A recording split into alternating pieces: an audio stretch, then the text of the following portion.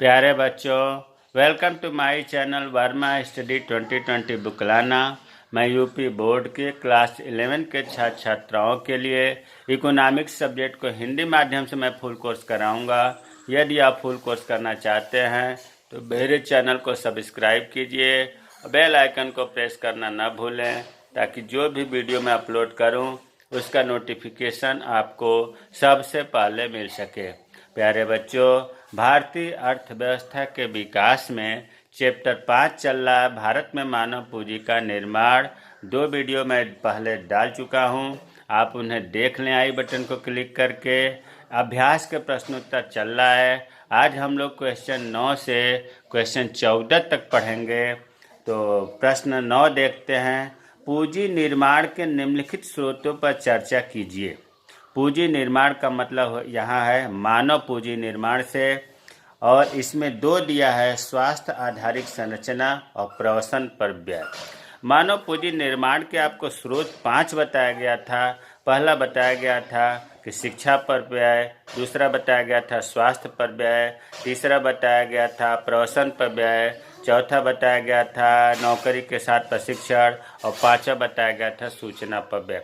मैंने बताया था कि बहुत महत्वपूर्ण है। इसमें अलग अलग जो स्रोत हैं, 5 में से अलग अलग स्रोतों को अलग अलग क्वेश्चन फुल बना करके पूछा जाता है, या मानव पूंजी निर्माण से अगर पूछा जाएगा तो इन 5 स्रोतों का वर्णन करना होगा। इसमें 2 स्रोतों को पूछा गया है, एक तो स्वास्थ्य पूछा गया है और दूसरा प्रवसन पूछा गया है। प्रवसन का मतलब स्थानांतरण, माइग्रेशन, पलायन करना होता है। अब आप कहेंगे इसमें आधारिक शब्द लगा हुआ। आधारिक से बहुत घबराने की बात नहीं है, मतलब स्वास्थ्य पर ज़्यादा खर्च करना या ज़्यादा ध्यान देना आधारिक संरचना कहलाता है। बात वही है कि स्वास्थ्य पर व्यय से लाभ क्या है। तो पहला आते हैं स्वास्थ्य आधारित संरचना। इससे पहले भी काफ़ी चर्चा हो चुकी है, लेकिन यहाँ फिर भी बता दूं कि प्यारे बच्चों, रटने से काम नहीं चलेगा। देखो यहाँ से यहाँ तक कहाँ तक रटोगे, ये तो खूब आर्ट साइज इतिहास की तरह है। इन्हें आप कहानी की तरह से व्यवहार में बनाकर लिखने का अभ्यास करिए तो बहुत अच्छे नंबर आएंगे। अब देखिए, स्वास्थ्य संरचना में पहले बताया गया था, यहाँ भी बता दे रहा हूँ। कोई स्वस्थ व्यक्ति है वो निश्चित रूप से अच्छा कार्य करेगा। किसके अपेक्षा? जो बीमार रहता है उसकी अपेक्षा। अगर चिकित्सा सुविधा नहीं मिल रही है, अभाव है, तो श्रमिक बीमार रहेगा, काम करने वाला बीमार रहेगा, और बीमार व्यक्ति या बीमार श्रमिक कार्य से बचता है, कार्य करना नहीं चाहता है, और जब कार्य से बचेगा तो इसकी उत्पादकता कम होगी। इसलिए स्वास्थ्य पर व्यय जो होता है वो मानव पूंजी के निर्माण का महत्वपूर्ण स्रोत है। मानव पूंजी के निर्माण के लिए स्वास्थ्य पर व्यय करना बहुत जरूरी है। अस्पताल का भवन बने, उसमें मशीनें उपकरण आवे, एम्बुलेंस आवे, ये सब स्वास्थ्य आधारित संरचना का निर्माण करता है। अभी आप पूछ रहे थे ना कि स्वास्थ्य आधारित संरचना क्या है। स्वास्थ्य से संबंधित जो स्ट्रक्चर तैयार हो, जितने उपलब्धियां हो, जितने सामान हो, भवन हो, एम्बुलेंस हो, ब्लड टेस्ट करने की मशीनें हो, एक्सरे अल्ट्रासाउंड की मशीनें हो, एडमिट करने की सुविधाएं हो, आपातकालीन व्यवस्था के लिए कक्ष हो, तो ये सब स्वास्थ्य आधारित संरचना का बढ़ावा ही तो हुआ। और स्वास्थ्य आधारित संरचना से स्वास्थ्य में बढ़ोतरी होती है, और स्वास्थ्य अच्छा रहेगा तो उत्पादकता में वृद्धि होगी। दूसरा है प्रवसन पर व्यय। प्रवसन को ही देखिए हमने लिख दिया है, पलायन भी कहते हैं, स्थानांतरण भी कहते हैं। सामान्यतः लोग अधिक आय की तलाश में बाहर जाते हैं कमाने के लिए, किसी बड़े नगर में, शहर में जाते हैं अपने मूल स्थान से, गांव से। क्यों जाते हैं? क्योंकि वहां पर उनको पैसे ज़्यादा मिलेगा। जबकि अकुशल श्रमिक जिसे कोई कार्य नहीं आता है, वो अपने देश के अंदर ही प्रवास करता है, एक स्थान से दूसरे स्थान पर जाता है। लेकिन अगर पढ़ा लिखा व्यक्ति है तो देश के बाहर भी जा सकता है, दूसरे देशों में जा सकता है।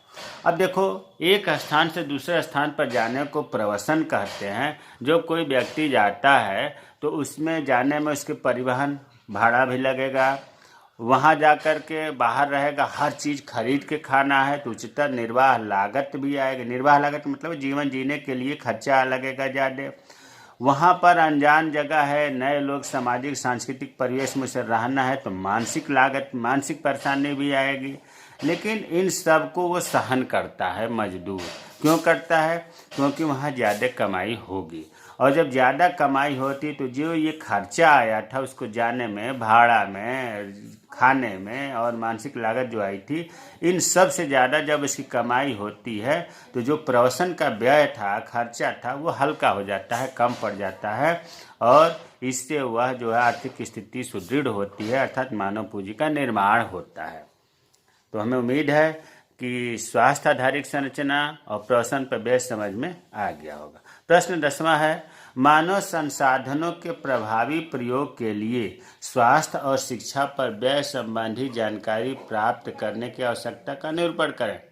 देखो, घुमा फिरा कर के वही चीज़ है, स्वास्थ्य के बारे में यहाँ भी पूछ रहा है और शिक्षा के बारे में यही पूछ रहा है कि अगर हम मानव संसाधन और मानव को स्वास्थ्य और शिक्षा पर हम खर्च करें, क्यों खर्च करें। इस प्रश्न का मानव संसाधन का मतलब मानव हुआ, और स्वास्थ्य और शिक्षा पर व्यय मानव को क्यों करें ये पूछ रहा है, आवश्यकता क्यों है। तो अभी आपने पढ़ा है, थोड़ा बहुत यहाँ गाइडलाइन फिर दे रहा हूँ। देखिए, शिक्षा पर व्यय जो है यह स्वास्थ्य, क्योंकि स्वास्थ्य और शिक्षा दो ही पूछ रहा है। शिक्षा पर व्यय, स्वास्थ्य पर व्यय जो है मानव पूंजी निर्माण का प्रमुख स्रोत है। वैसे 5 हैं कुल, लेकिन 5 में शिक्षा पर व्यय, स्वास्थ्य पर व्यय बहुत महत्वपूर्ण है। व्यक्ति अपनी आय को बढ़ाने के लिए शिक्षा पर निवेश करता है। लोग लोन लेकर के पढ़ते हैं और पढ़ाते हैं, ताकि ये जब अच्छा व्यक्ति बन करके कमाएगा तो हमारे लोन से ज़्यादा फ्यूचर में कमाई होगी।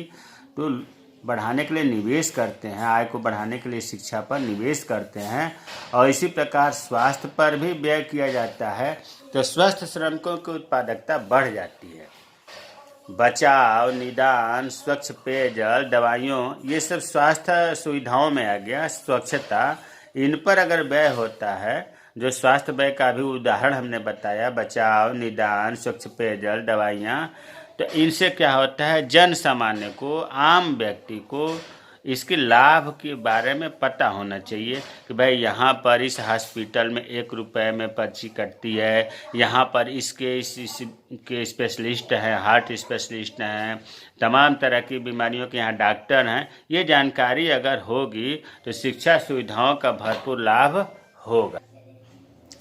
तो इस प्रकार जो है शिक्षा पर व्यय और स्वास्थ्य पर व्यय की जानकारी लोगों को जरूर रहना चाहिए।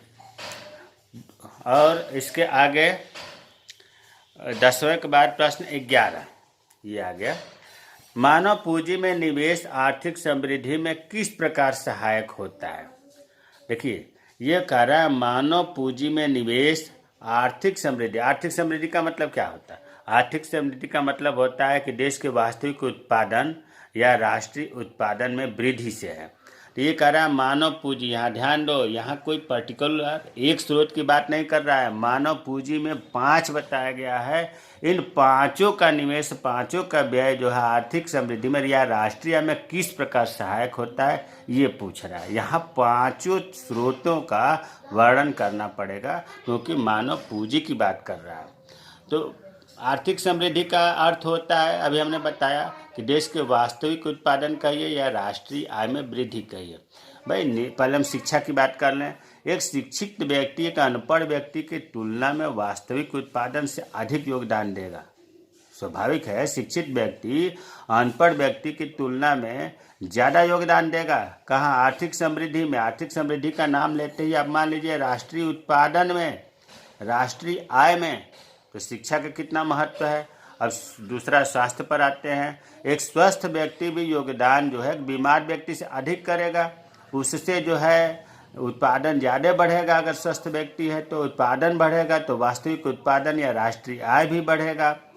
तो शिक्षा स्वास्थ्य का तो हम लोगों ने पढ़ लिया। इसके बाद कार्यस्थल पर प्रशिक्षण, अभी आप लोगों ने पीछे भी पढ़ा है कि कार्य के आधार मतलब कार्य करते वक्त, नौकरी करते वक्त प्रशिक्षण भी जरूरी है, क्योंकि जो नई नई टेक्नोलॉजी आ रही हैं, पुराने श्रमिक हैं तो उनको नहीं पता होता है, तो उन्हें अपडेट करना पड़ता है।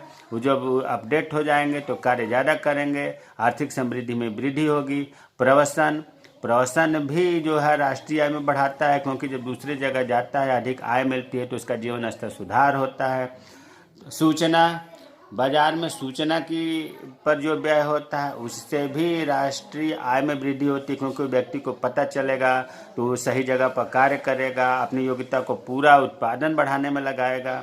तो कुल मिलाकर के मानव पूंजी निर्माण की अधिक दर जो है आर्थिक समृद्धि में योगदान देती है। यहाँ पांचों स्रोतों का वर्णन करना है प्यारे बच्चों, इस बात का ध्यान रखना है कि मानव पूंजी का आर्थिक समृद्धि में मतलब राष्ट्रीय आय में क्या योगदान है।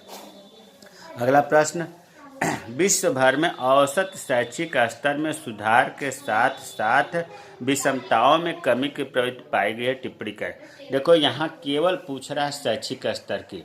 मानव पूंजी निर्माण में 5 स्रोत में केवल शैक्षिक स्तर मतलब शिक्षा के बारे में पूछ रहा है कि पूरे विश्व भर में, दुनिया भर में शिक्षा के स्तर में तो सुधार हो रहा है, लेकिन विषमताएं काफ़ी देखने को, विषमताओं में कमी की प्रवृत्ति पाई जाती है। शिक्षा के सुधार के साथ साथ विषमताओं में कमी हो रही है। विषमता का मतलब होता है उच्च एवं निम्न आय वर्ग की दूरी, अर्थात बहुत अधिक और धनी और बहुत गरीब लोगों के बीच में शिक्षा के सुधार से या शिक्षा के कारण अब कमी हो रही है। तो कैसे कमी हो रही है ये बताना है। तो कुल मिलाकर शिक्षा के पॉइंट का ध्यान रखना है। शिक्षा मानव पूंजी निर्माण का मुख्य स्रोत है। अब क्वेश्चन 8 अगर आप पढ़ें, क्वेश्चन 8 में जो चीज़ है लगभग यही चीज़ इसमें भी है कि शिक्षा का क्या सुधार है, जो वहाँ मैं बताया था। खैर फिर भी देख लेते हैं कि शिक्षा से क्या क्या लाभ होता है, मानव पूंजी निर्माण का मुख्य स्रोत कैसे है। तो भाई शिक्षा से अच्छे नागरिक उभर कर आते हैं। शिक्षा से विज्ञान एवं टेक्नोलॉजी का विकास होता है। शिक्षित व्यक्ति अनपढ़ व्यक्ति के तुलना में बेहतर ढंग से कार्य करता है, पर्यावरण को ज़्यादा अच्छा समझता है। शिक्षा से लोगों के मानसिक स्तर का विकास होता है। शिक्षा से नई टेक्नोलॉजी को स्वीकार करने की योग्यता आती है। अधिक आय प्राप्त करने हेतु तो साक्षर मनुष्य एक स्थान से दूसरे स्थान पर प्रवास करता है। तो अभी आपने देखा जो शैक्षिक स्तर के सुधार से इन सब कारकों से क्या होता है, व्यक्ति की आय में वृद्धि होती है। इतना अभी जो ऊपर आपने पढ़ा मतलब शैक्षिक स्तर में सुधार जो हुआ उससे मेन क्या निकल के बात आई कि व्यक्ति की आय में वृद्धि होती है।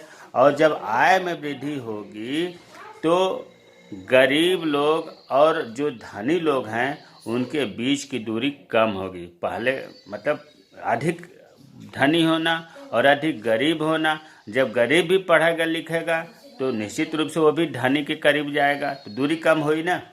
तो आय बढ़ने से उच्च एवं निम्न आय वर्ग की दूरी घटने लगती है। इस प्रकार शिक्षा से विषमताओं में कमी आती है। विषमता का मतलब फिर बता दे रहा हूँ, उच्च, यहाँ लिख भी दिया हूँ, उच्च एवं निम्न आय वर्ग की दूरी, अर्थात उच्च वर्ग और निम्न वर्ग में कमी होती है शिक्षा से। प्रश्न 13, किसी राष्ट्र के आर्थिक विकास में शिक्षा की भूमिका का विश्लेषण करें। लो 8वां प्रश्न भी यही चीज़ है। 8वां प्रश्न था कि शिक्षा के किसी राष्ट्र के विकास में एक महत्वपूर्ण आगत माना जाता है, क्यों। 8वां प्रश्न है कि राष्ट्र के विकास में शिक्षा एक प्रमुख साधन है, क्यों है। और 13वां प्रश्न है कि राष्ट्र के विकास में शिक्षा की भूमिका का विश्लेषण करें। तो प्यारे बच्चों यहाँ हमने उत्तर नहीं लिखा, 100% जो क्वेश्चन 8 का उत्तर है वही इसमें होगा।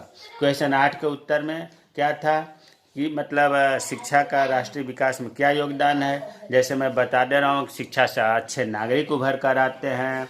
शिक्षा व्यक्ति के साथ साथ पूरे समाज को लाभान्वित करती है। शिक्षा से मानव की क्षमता में वृद्धि होती है। शिक्षा से विज्ञान एवं प्रौद्योगिकी का विकास होता है। शिक्षा से लोगों के मानसिक स्तर का विकास होता है। देश के सभी क्षेत्रों में प्राकृतिक और मानवीय जो संसाधन है इनका प्रयोग अधिक से अधिक करने लगता है। शिक्षा अनुसंधान करने के दृष्टिकोण को विकसित करता है। ये प्रश्न 8 में लिखा गया है। और यही 7-8 पॉइंट जो मैंने बताया 13वें का उत्तर होगा। अब प्रश्न 14, समझाइए कि शिक्षा में, फिर देखिए शिक्षा की बात कर रहा है, मतलब जो स्रोत है शिक्षा और स्वास्थ्य का कितनी प्रशंसा किया जाए, कितना महत्वपूर्ण ये दोनों स्रोत है शिक्षा और स्वास्थ्य, कि इनके बिना तो मानव पूंजी निर्माण की कल्पना भी नहीं किया जा सकता। तो अगला प्रश्न है कि शिक्षा में निवेश आर्थिक समृद्धि को किस प्रकार प्रभावित करता है। घुमा फिरा करके जो 13वां प्रश्न है या 8वां प्रश्न है वही 14वां भी है कि जो शिक्षा में व्यय हो रहा है, निवेश का मतलब व्यय से शिक्षा में जो व्यय हो रहा है वो आर्थिक समृद्धि मतलब राष्ट्रीय आय को या किसी देश को किस प्रकार प्रभावित करता है। तो जो अभी आपने प्रश्न 13वां 8वां पढ़ा वही उत्तर इसमें भी आएगा। क्या आएगा भाई? व्यक्ति अपनी भावी आय बढ़ाने के लिए शिक्षा पर निवेश करता है तो एक साक्षर व्यक्ति का श्रम कौशल निरक्षर की तुलना में अधिक होता है। भाई अनपढ़ व्यक्ति से ज़्यादा साक्षर व्यक्ति कार्य करता है। शिक्षा केवल श्रम की उत्पादकता को नहीं बढ़ाता है बल्कि नई नई टेक्नोलॉजी को अपनाने की क्षमता भी प्रदान करता है। इस प्रकार शिक्षा में अगर व्यय हो रहा है तो आर्थिक समृद्धि में भी बढ़ोतरी होगी। अभी तक के डिस्कस से आपको पूरा क्लियर हो गया होगा कि शिक्षा में अगर व्यय होता है तो लोगों का जीवन स्तर, लोगों का आय बढ़ता है और लोगों का आय बढ़ेगा तो आर्थिक समृद्धि बढ़ेगी। आर्थिक समृद्धि को ही हम राष्ट्रीय आय कहते हैं, अर्थात प्रति व्यक्ति मतलब वास्तविक उत्पादन आर्थिक समृद्धि को ही कहते हैं। तो हमें उम्मीद है कि आज का वीडियो पसंद आएगा। मेरे चैनल को सब्सक्राइब कीजिए। अगर कोई चीज़ दिक्कत है, समझ में नहीं आया तो कमेंट बॉक्स में कमेंट करें, मैं रिप्लाई अवश्य करूँगा। जय हिंद, जय भारत।